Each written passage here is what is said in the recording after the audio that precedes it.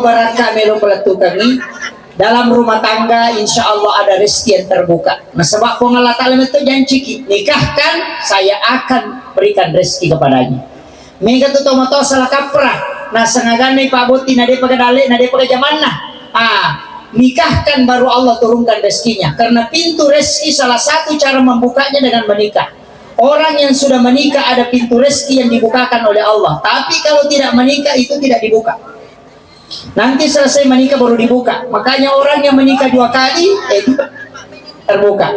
Ini yang 2 istrinya banyak pintu rezeki. Tapi saya tidak suruh. Saya tidak suruh menikah 2 kali. Saya cuma mengatakan Allah menjanjikan pintu rezeki yang sudah menikah. Makanya upasani jangan khawatir, karena ada rezeki yang telah ditetapkan oleh Allah. Insya Allah cuma kita harus menambah jalurnya. Sesudah sholat sunnah subuh, baca subhanallah wa bihamdi subhanallahil azim astagfirullahaladzim 100 kali. Tidak akan pakir hingga meninggal. Yang kedua, la ilaha illallahul malikul haqqul mubin, dibaca sesudah sholat duhur 100 kali. Kalau sudah sholat subuh dicukupkan la ilaha illallahul malikul haqqul mubin muhammadur rasulullah shadiqul wa'dil amin. Itu si makna Ka'bah. Siapa yang membaca ini itu akan dilebihkan hartanya oleh Allah. Kemudian yang ketiga sesudah asar, Rabbi shrahli sadri wa yassirli amri, supaya semua urusannya diangkat oleh Allah dan dimudahkan seluruh masalah yang dihadapi. Dan itu dibaca 100 kali. Namun ia minta pandanunga Bu. Sebenarnya ada 5 amalan. Subhanallah bihamdi subhanallahil azim astagfirullahaladzim sesudah sholat sunnah subuh. Kemudian la ilaha illallahul malikul haqqul mubin sesudah sholat duhur. Rabbi shrahli sadri wa yassirli amri sesudah sholat asar. Kemudian suratul waqi antara maghrib dengan isya. Kemudian yang sesudah sholat subuh adalah sholat sunnah duha. Amalkan minimal 4 rakaat, jangan 2 rakaat. 2 rakaat itu Pak Brotun. Kalau 4 rakaat tidak akan miskin kata Nabi hingga dia meninggal. Banyak orang biasa mengeluh, Ustaz saya sudah duha setiap hari, tapi rezeki juga begini-begini karena duhanya 2 rakaat. 2 rakaat duha itu hanya sedekahnya tubuh kata Nabi. Nanti 4 rakaat baru tidak akan miskin atau tidak akan fakir hingga dia meninggal. Ibu-ibu harus mengamalkan ini. Jangan fokuskan kepada suami, tapi fokuskan kepada ibu yang mengamalkan, istri yang harus mengamalkan. Laki-laki itu bekerja, walaupun dia harus tetap berdoa, tapi perempuan harus berdoa. Kenapa? Karena doa wanita 3 kali lebih cepat dibanding doa suami. Coba kita dari pejabat besar, Soeharto ketika Ibu Tin wafat langsung drop. Habibie ketika Ibu Ainun wafat langsung tidak bisa bangkit. Susilo Bambang Yudhoyono seorang yang hebat, tapi ketika Ibu Ani wafat sampai ini tidak bisa bangkit. Kenapa? Laki-laki yang hebat itu karena kelembutan istrinya berdoa. Jangan anggap bahwa wanita yang ada di samping kita itu lemah, tapi karena doanya bisa menembus sampai ke aras. Makanya wanita yang banyak berdoa, insya Allah suaminya akan sukses. Tapi wanita yang jarang berdoa, suaminya akan kalang kabut dalam kehidupan. Makanya dilodongi. Kenapa? Karena memang doa dititip ke istri. Itu yang paling bagus. Makanya jadi ibu-ibu itu 5 HP nih. Pak Mega tuh HP na urusan bisa mana urusan na tahu ang kayaan mapat diwatan ko Sumatra, mapat dilakat na yano ko Bone, mapat diutu na yano ko Surabaya, mapat diwatan na yano katiano matunubalo ko Penra, padahal laki na jamba-jamba denisan. Ini yang kadang-kala dia tahu semua urusannya orang. Si anu sakit di sana, si anu suaminya menceret di dekatnya, dia tidak tahu gara-gara handphone. Ini yang bahaya. Makanya jangan sering bermain HP. Ada orang Pak istrinya main HP di kursi, suaminya di depan televisi, anaknya di kursi, tidak pernah bicara 1 malam, sehingga tidak ada ikatan emosional dalam keluarga gara-gara handphone. Makanya upasani jangan terlalu banyak bermedia sosial. Nah ini yang penting. Kemudian laki-laki harus siapkan 4: aju, rumah, waju, pakaian, kaju, makanan, aju-aju, anu. Biar tidak dipaham perempuan, yang penting laki-laki paham. Aju bola, rumah itu tanggung jawab laki-laki. Waju pakaian, pakaian perempuan itu Pak tidak pernah cukup. Semua model ada, mulai dari yang miring-miring sampai yang dibalut-balut ada. Sekarang yang terbang-terbang di belakang ada juga yang berlubang dari dalam tangannya keluar begini. Nah itu saya tidak tahu model apa namanya, angka mana rupanya. Makanya wanita tidak pernah cukup bajunya. 3 lemari itu masih begini matanya kalau ke pasar. Selalu begini itu dia di Shopee tuh, oh ini cantik lagi ini. Kenapa? Karena wanita itu selalu ingin tampil sempurna. Laki-laki Pak jasnya 5 tahun tidak diganti. Engkau lalu arwane jasad na pakai buti na pakai pak buti enak 28 tahun tidak diganti jasnya. Kenapa? Laki-laki begitu, simpel sekali kalau mau jalan. Dia ambil celana, ambil bajunya, jasnya tinggal ditarik, kepalanya dikasih begini saja, songkoknya sudah jalan. Kalau mukanya itu dikasih begini saja, oh selesai. Kalau perempuan tidak bisa. Macam mipul yolo, macam mipul bondre, macam mipul yolo, mau di mana? Melihat ke depan, melihat juga ke belakang. Kalau ketemu orang ditanya lagi, tidak ada jibekok, tidak ada apa. Padahal dia sudah cermin 3 kali itu. Naik ke mobilnya orang dikasih begini lagi spionnya. Itu atau ke mana ke spion itu, makanya tidak ada lurus itu ke spion di luar itu kalau ada perempuan sudah lewat. Kenapa?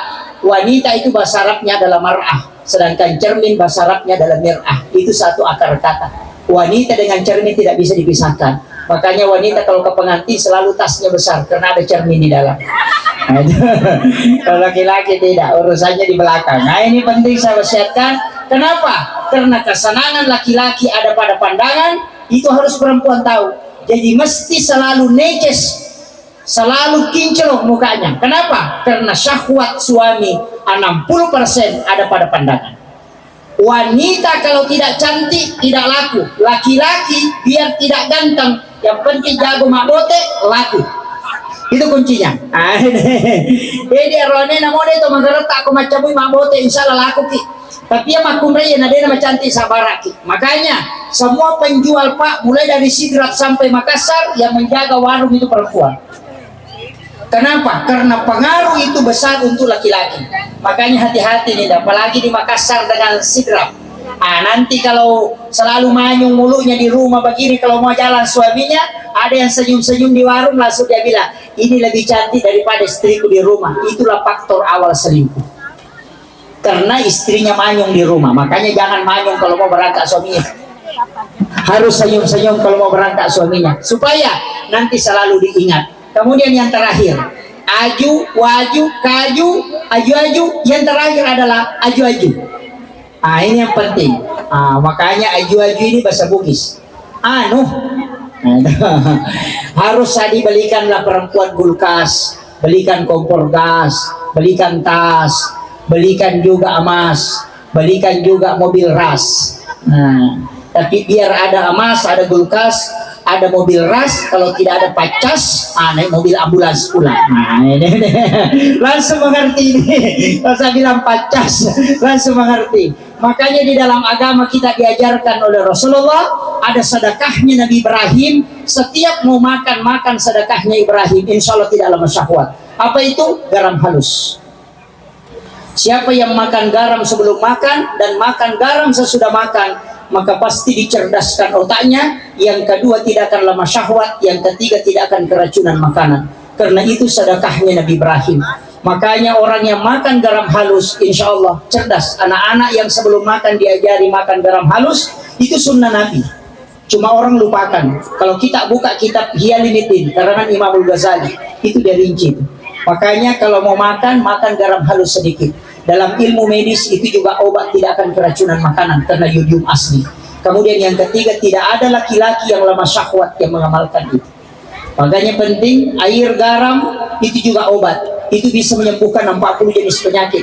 Karena air laut itu 70% oksigennya. Orang kena serat kejepit suruh mandi di laut. Rutin 1 bulan, insya Allah bisa jalan itu. Kenapa? Karena terapi yang paling bagus adalah air garam. Karena dia oksigennya padat. Di darat itu cuma 30, laut itu 70. Makanya orang yang kalau terapi kesembuhan paling cepat sebenarnya air laut. Cuma kadang orang tidak gunakan. Baharudin Lopa almarhum itu setiap subuh Jumat pasti mandi di laut untuk menjaga kesehatan fisik. Saya ketemu kemarin Bapak Insinyur Haji Aksa Mahmud, itu bisa berenang 1 kilometer tanpa alat di laut, padahal umumnya sudah 67 tahun. Itu karena dia selalu menggunakan terapi air laut. Makanya orang yang tidak paham dengan khasiat air laut itu kadang tidak mempedulikan. Padahal di situ intinya, kalau ada orang lama syahwat suruh rutin mandi di laut, itu juga obat yang paling bagus. Makanya kalau ada orang kena gangguan jin, nah dia tidak bisa diruqyah, suruh mandi di laut. Menyelam pertama suruh baca suratul Fatihah, baru naik menyelam kedua suruh baca ayat kursi, jinnya akan keluar. Itu cara orang mengeluarkan jin yang tidak bisa diruqyah. Nah, inilah yang dipakai ulama kita dari dulu. Makanya penting, tapi insya Allah ada jin yang menjaga dua anak kita ini. Namanya Dasin dan Dasima. Jin itulah yang mengganggu rumah tangganya supaya kadang bertengkar. Tapi insya Allah ketika dia salam atau kau masuk ke kamarnya, jin ini akan keluar. Jadi obat supaya tidak diganggu jin di dalam kamar, ucapkan salam ketika masuk ke dalam kamar, Dasin dan Dasima akan keluar. Tapi saya sampaikan Dinda, jangan terlalu banyak ngomel kalau ada masalahnya suami. Diam saja dan doakan. Kalau tidak, kasih saran dengan membisik-bisik. Jangan berdebat. Kalau suaminya marah-marah, diam. Kalau istri marah-marah, suaminya harus diam supaya tidak berdebat.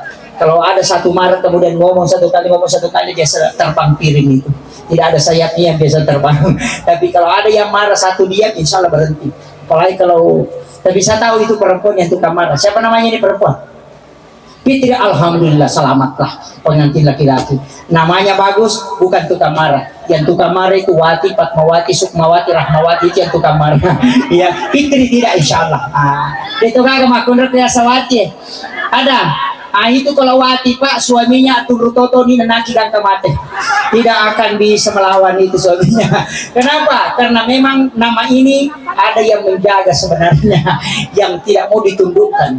Itu susah ditundukkan. Wati, tapi kalau dia jadi pemimpin pasti berhasil. Karena dia bisa memerintah laki-laki. Itu hebatnya nama yang ada Wati di ujungnya. Yang kedua, enang kamakundray manipi timur resik na pananakataw tu apa maringan inaka. Kaya mumpai magalak kau jaya balik bolana. Saya kira ini yang penting saya sampaikan. Mudah-mudahan ada hikmahnya. Saya wasiatkan kepada pengantin baru dan juga kepada pengantin lama, terkhusus juga kepada saya pribadi, jangan tinggalkan ibadah termasuk sholat dan jangan tinggalkan sedekah. Bersedekah yang paling bagus Dinda adalah melayani suami dengan sempurna, karena pahalanya sama dengan ibadah umrah satu kali. Makanya macam ya kumelo kita ke bibineta saya mekila umrah, itu yang paling bagus. Akhirul kalam, wallahul muwaffiq ila aqwamit thoriq. Nasrun minallahi wa fathun qarib wa basyiril mu'minin. Assalamualaikum warahmatullahi wabarakatuh.